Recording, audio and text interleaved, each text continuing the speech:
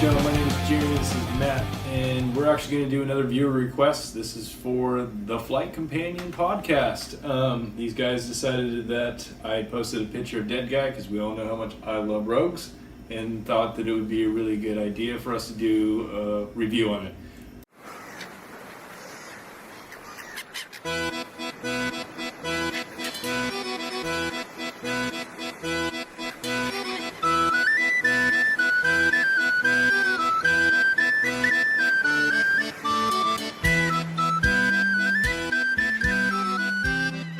This is probably the beer that literally got me into craft beer, was Dead Guy.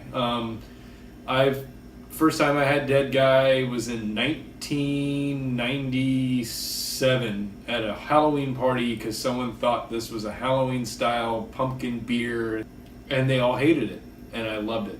I've had a lot of Dead Guys with this guy over here, and this is probably one of his go-to beers. Yeah. If he comes over, and I would say that Dead Guy would be one of the beers you'd be drinking on top of whatever else is going on. The one thing that I have to say that this makes this my staple, and this actually shows the difference between me and his palates, is that Idiot IPA, I would say, was his staple beer. If me and him were going to watch the Super Bowl, I'd have a 6-pack of this, he'd have a 6-pack of Dead Guy, and that's how we'd spend the afternoon.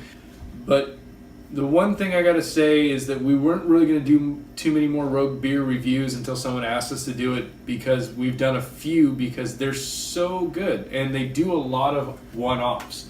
There's a few companies that we like a lot, and we don't want to just show just do all their beers just because we like them. So we're trying to keep it as open as possible and trying different things that we like, different breweries that we see, especially. For me, anyone local that's good within California, West Coast, or anybody else, and we do beers all around the world. But we try to promote anything local that's good, to anybody, especially in our area or outside our area.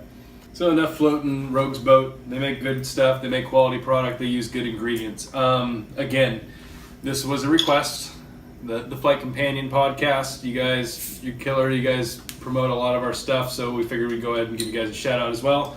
I'm gonna pour mine. Matt's probably just gonna drink it from the bottle because let's face it, it's a Dead Guy. So I'm only gonna pour it just to kind of give you guys a color palette.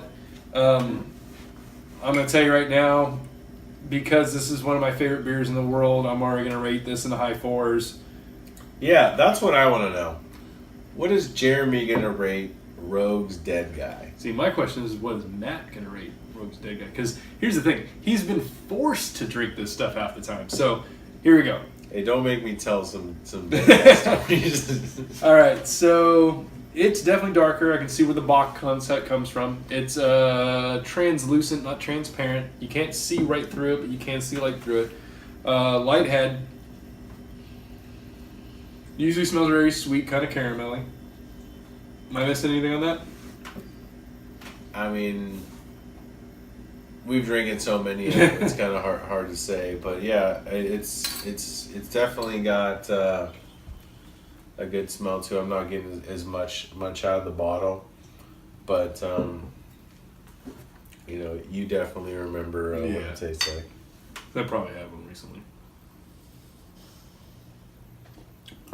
Okay. I was telling him he probably drank one on the way over here. He drinks so many of these He said things. I probably had 3 on the way over here. Actually, yeah. Well, I said he probably had 3 on the way over here. All right, so it's got a sweet, caramelly, malty taste. For 6.5, it's better. pretty light. It's better than I remember, actually. I haven't had one in a while. Well, I would say it's pounding approved. Yes. This is definitely something you could literally buy a 6-pack and have a good time and not regret it later, but at the same time still get a buzz. You catch a buzz, it tastes good. Like you said, it's sweet. It's sweeter than I remember, but not in a bad way, because, a lot of people, like, especially me, when you talk about sweetened beer, I'm going to probably stay away from it. But it's got a little bit of sweetness to it, but what it really does is it kind of cuts out the alcohol. Our friends at Rogues, of course, hopefully we can come visit you guys soon. Yeah. You use really good water, good ingredients, so 6.5 alcohol probably tastes more like 3.5 or 4% or something like that. And that's why I'm saying it's a good pounding beer. It doesn't, it's not too thick or too carbonated or too anything where it's kind of hard to drink, and it's just it's really good. Well, some of the craft beers, especially when you get into the adding certain flavors and things like that. And I mentioned it a lot as it's not something you want to have a bunch of. I mean, it's cool to try it, talk about it, whatever. But it's more of a conversation piece and something that an anomaly or whatever you want to call it. But this is the kind of beer where a lot of different people can try it. You can drink a bunch of them. It's not going to get overbearing because it tastes too much like this or that. It's not too strong where, so many people can't have too many of them, because of the alcohol content. So, I mean, I would say it's a good overall beer. Rating-wise, I'm going to surprise you and I'm going to give it a 5. 5 out of 5? I mean, we've been drinking this beer for years, but I mean, I can't say nothing bad about it, and it's a good beer, and that's about it. We all knew I was going to give it a 5 out of 5. Hit us up. I mean, let's face it, this is probably the coolest request that we got. It was actually based on a picture I took because they obviously have new logos. Hit us up, social media.